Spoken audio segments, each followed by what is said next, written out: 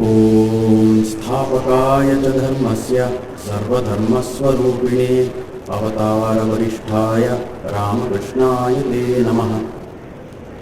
Revered Vice President Maharaj, Revered General Secretary Maharaj, Revered Manager Maharaj, Revered Secretary Maharaj of Sharada Peeth, President of the session Revered Swami Balabhadranandaji Maharaj and Revered Swami Sarvaganandaji Maharaj on the stage, all the revered senior Swamijis assembled here, dear Brahmachari Maharajis and devotees.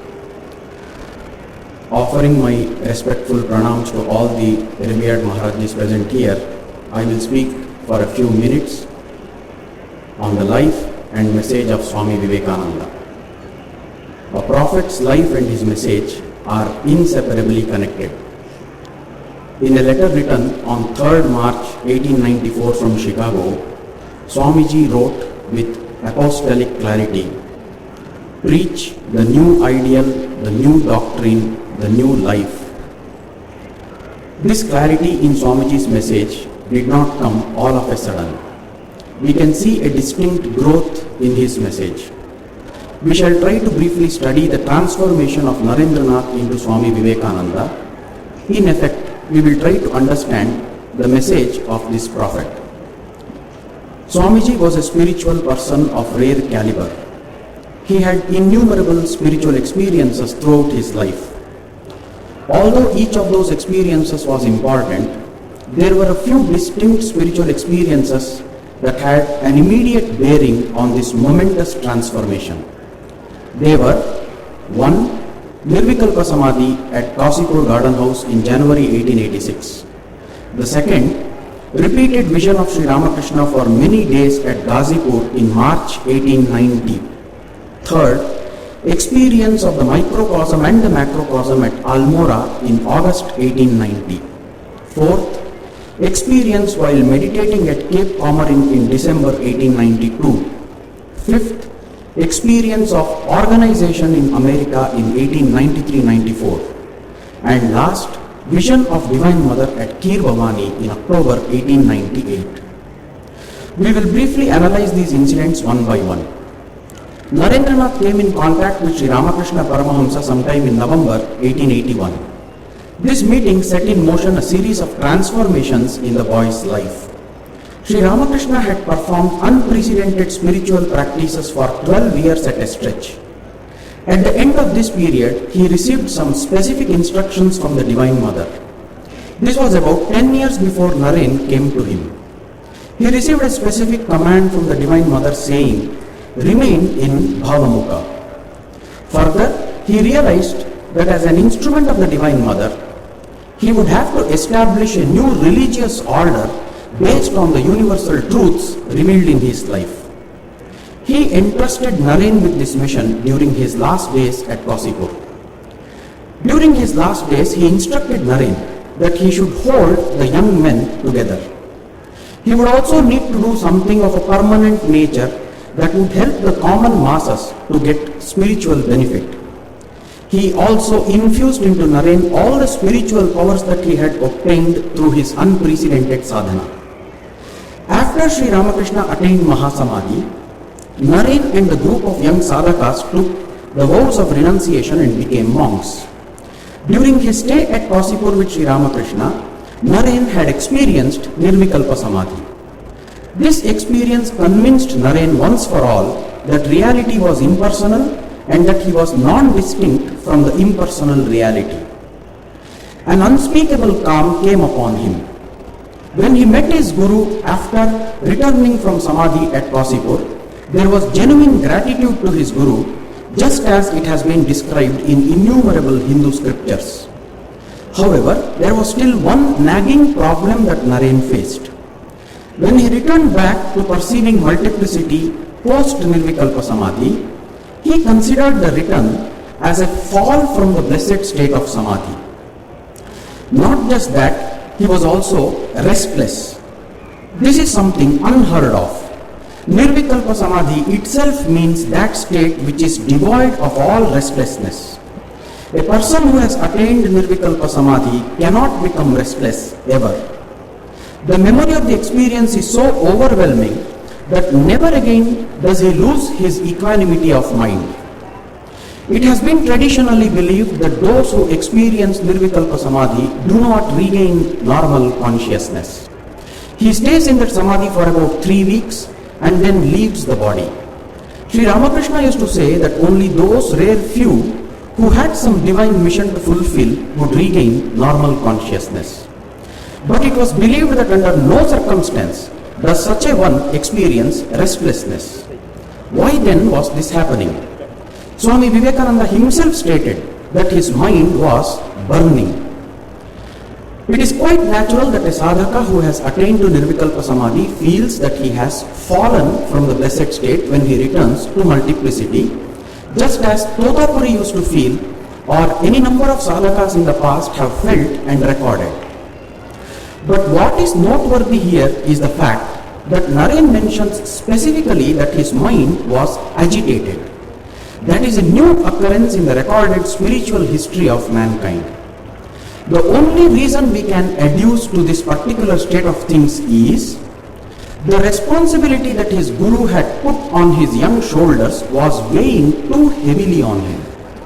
That was the cause of his restlessness. Added to that, at that particular time he was not physically very well. He was suffering from diabetes, lumbago and weak digestion. Swamiji's mind was unique. It sought for integral solutions to problems. At the very least, he had 3 distinct problems at hand. First, he had a sensitive physical constitution. Second, he had to redeem his promise to his guru of taking care of his brother disciples. And third, he had to redeem his promise to his guru about working out a scheme for the spiritual development of the masses.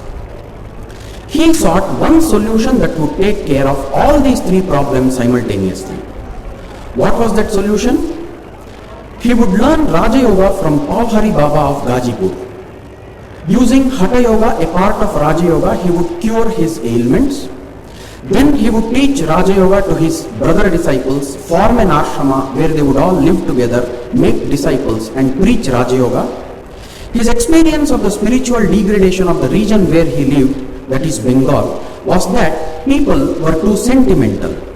They attached too much importance to the external manifestations of bhava rather than focus on the essential characteristic of spiritual development, which is formation of a strong moral character, culminating in realization of one's true nature as pure consciousness.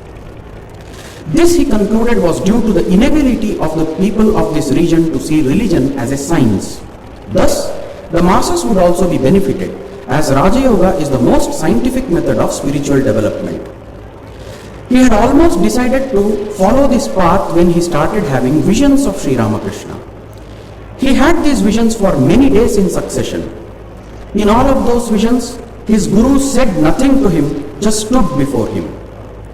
As a result of this experience, Naren concluded that his decision about Raja Yoga being the solution for all his problems was perhaps wrong. He must have somehow decided that Bengal was a prototype of mankind, which unfortunately was not the case. He needed more inputs before he could arrive at an informed decision. So now he knew that Raja Yoga was not the solution, but again, Sri Ramakrishna did not specify what that solution would be. Just as he had not specified what he had to do when he had given Naren the responsibility of working out a new path, he now needed to observe firsthand the condition of the masses elsewhere in India. So he started wandering around the whole country, all the while trying to grasp the root of the problem that ailed this wonderful nation, with a view to finding a suitable solution. During this wandering, he came to Almora, where he had yet another very intense spiritual experience, which he himself noted in his diary as follows. The microcosm and the macrocosm are built on the same plan. Just as the jiva is encased in a living body, so is the universal soul in the living Prakriti. Kali is embracing Shiva. This is not a fancy.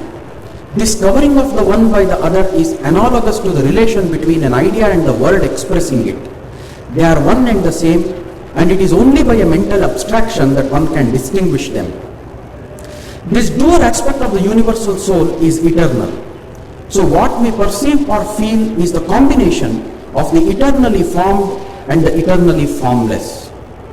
This experience was supremely vital to the transformation that we are trying to analyze here.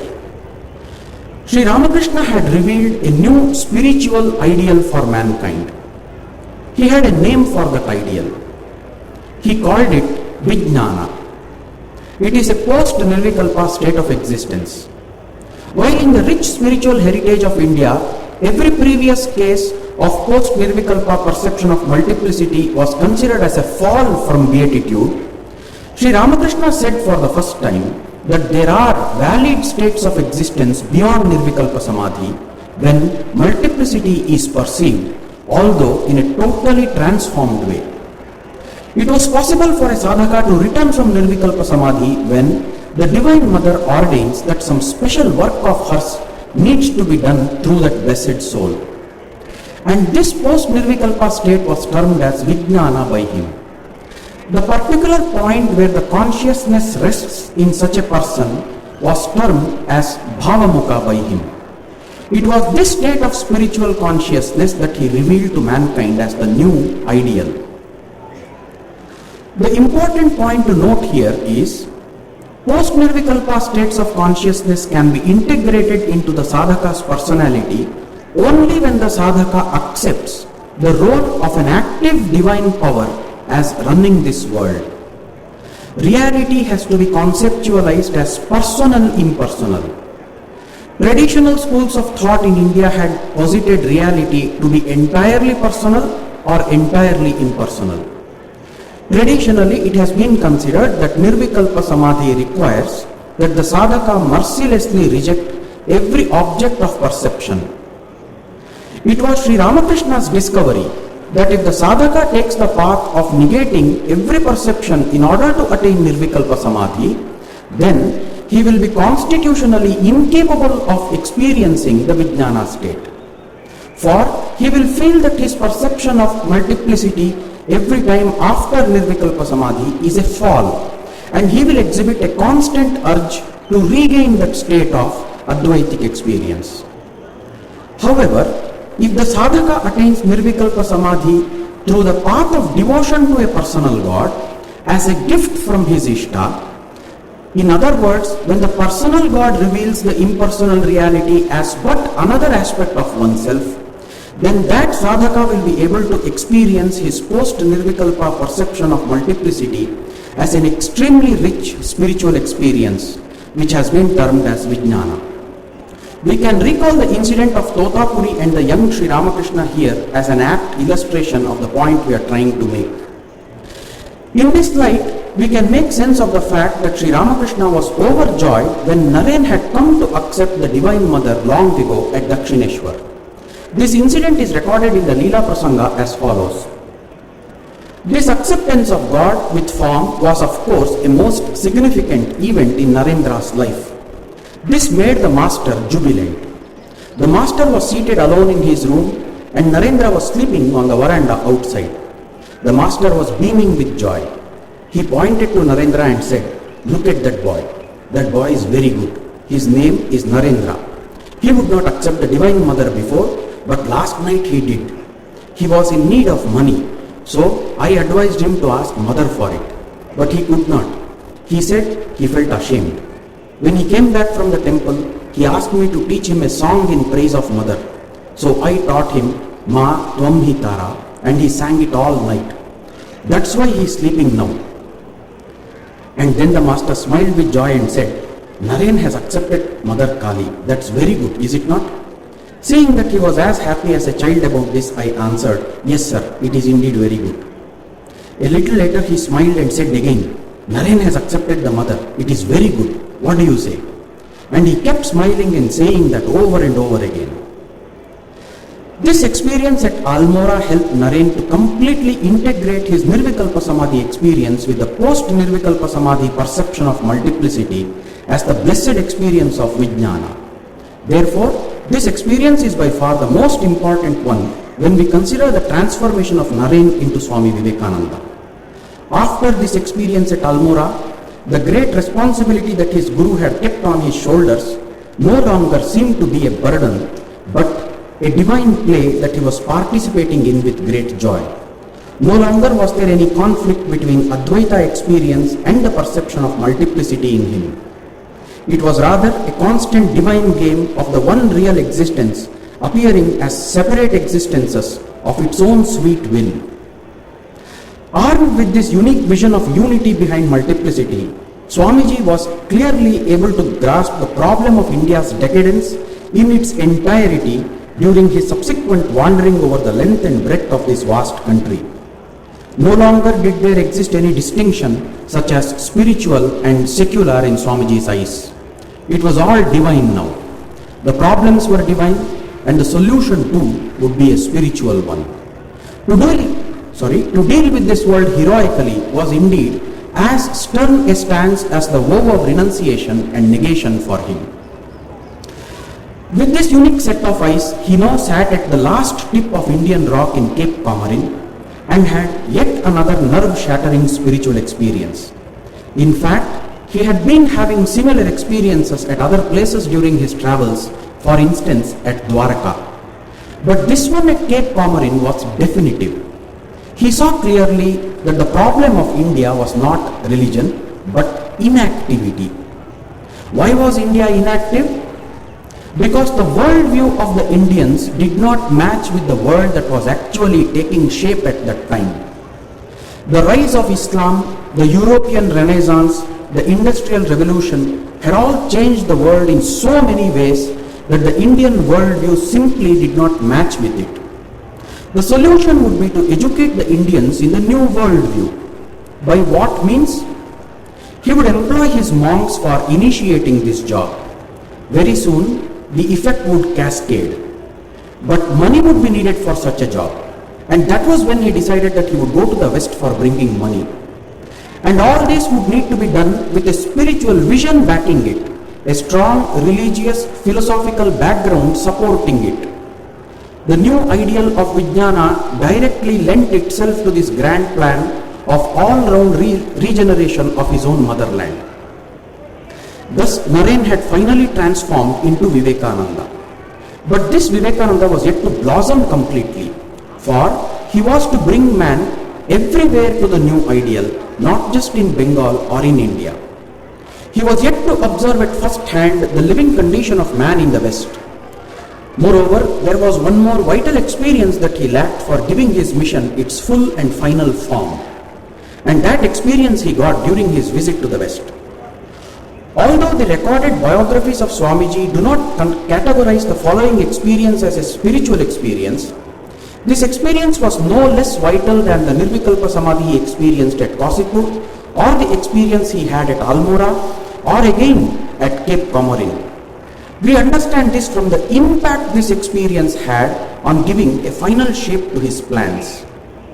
While in the West, he was wonderstruck at the achievements that man had accomplished in this life. There was no known force of nature that man in the West had not tamed. They had studied every aspect of human life as an end in itself and had discovered truths. These truths were then put into practical use by designing processes and gadgets that enriched the experience of living in this world. His vision of Vijnana, through which he now perceived all of these, enabled him to see each of these achievements as manifestations of the divine power that is lodged in man. He dived deeper into those wonderful achievements and came face to face with the grandest achievement of them all, the one achievement that made all other achievements possible and created this modern world, the organization. Individuals can conceive of infinite power, but organized groups of men can harness infinite power to do their bidding. It was this revelation that gave the final touch to the sculpture of the new doctrine that was taking shape in his magnificent brain.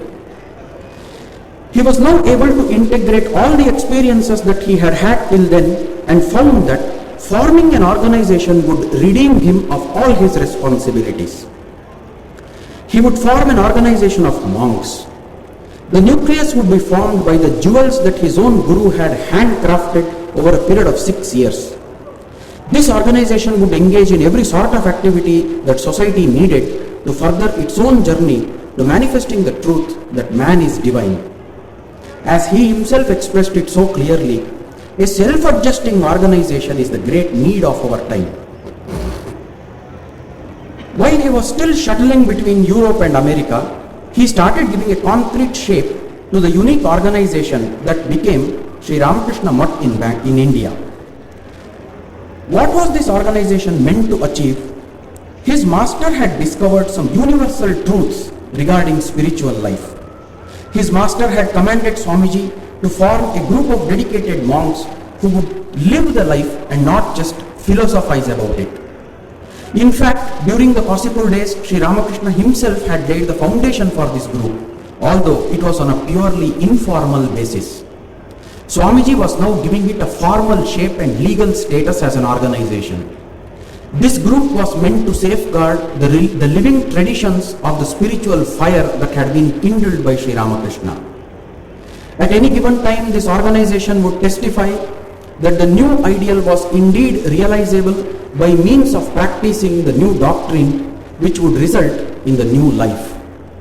Apart from serving this vital need, this organization would also be creating a much needed space wherein the age-old, time-tested spiritual modes of life would be practiced and preserved in this age. Once this organization was set up, a big load was off Swamiji's chest. However, that was not all. By now, he had studied the modern man in depth. He was now in a position to configure a doctrine which could be as vast and all-inclusive as the ideal it was meant to achieve. His unprecedented study of man enabled him to generalize that man anywhere could be categorized under one of four types: the emotional, the rational, the mystic, and the practical. Swamiji now started giving a series of lectures that delineated one path for each of these faculties, namely Bhakti, Jnana, Raja, and Karma Yogas. Further, he specified that the modern man would have to practice all these four yogas together, crowd all sail, put on all head of steam, to use his own words, since one of the chief characteristics of the modern man was his multi-sidedness. He gave a new name to this doctrine, practical Vedanta. One interesting point may be highlighted here. While he delineated the four major paths of spiritual practice, his original contribution has been in delineating Karma Yoga. He had learned from his master that sincere practice of one's allotted duties with a selfless attitude as an offering to God was a safe and sure way of spiritual growth. The duties may involve activities as common as running a household, as well as extend to large-scale socially beneficial activities such as disaster relief and national education. Spiritual growth does not need a specific kind of activity. Any activity that you are already involved in is sufficiently potent to lead you to the new ideal, provided you are selfless. To put it in more concrete terms, one would need to practice brahmacharya and perform one's duties. That was more than sufficient to lead him to a complete realization of Vijnana, the new ideal in this very life. This was indeed a stroke of genius on the part of Swamiji.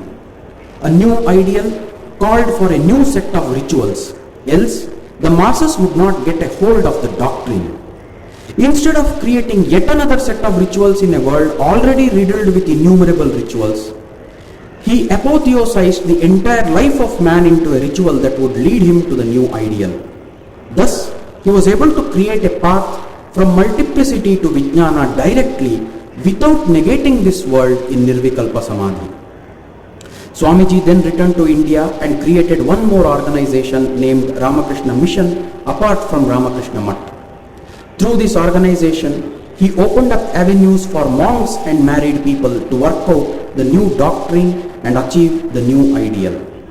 The aim and objective of this organization was to achieve the fullest manifestation of divinity everywhere on earth. This organization would enable the fresher to put the new doctrine into practice and achieve the new ideal, while at the same time allowing the person who had already realized the new ideal to live the new life. But the immediate objective of this organization was nothing short of a rejuvenation of our motherland. Having set this mammoth machinery in motion, he was to move away from the scene because the growth of the organization needed steady, soft and silent work, the kind of work his other brother disciples could perform. While Swamiji was like the rock cutter who places dynamite sticks and blasts huge chunks of marble from the hills at the quarry, his brother disciples, especially Swami Brahmananda, Sharadananda, Premananda and Ramakrishnananda, were like sculptors who chisel out delicate figurines from those blocks of marble. His work was to end with yet another nerve-shattering spiritual experience he was to have at Kheer Bhavani temple in Kashmir. When he visited it, the temple was highly dilapidated. Seeing the temple in ruins, he felt within himself how such desecration was allowed and why had not the people offered resistance. Immediately he heard the mother's voice. What, even if unbelievers should enter my temple and defile my images? What is that to you? Do you protect me or do I protect you? Swamiji constantly had conflicts about the correctness of the measures he had taken for fulfilling the command of his master. Almost every decision that he had taken was unprecedented. Organizing Hindu monks, asking all renouncing monks to take up responsibility for socially productive activities on a national scale, reintroducing Karma Yoga back into Hinduism 1,000 years after it was completely rooted out, although the two versions are a little different. This experience he had at Kheer Bhavani resolved all those inner conflicts. He was able to conclude that the decisions he had taken in each case was indeed the handiwork of the great power that runs this world and holds itself responsible for its sustenance, the same power that had incarnated as his master Sri Ramakrishna. Regarding the new life that Swamiji mentioned in that letter, it is the unprecedented life of Sri Ramakrishna that he refers to. He in fact envisaged a time when multitudes would become prophets as a consequence of their following this new doctrine and realizing this new ideal in their lives. He said, "The time is to come when prophets will walk through every street in every city in the world.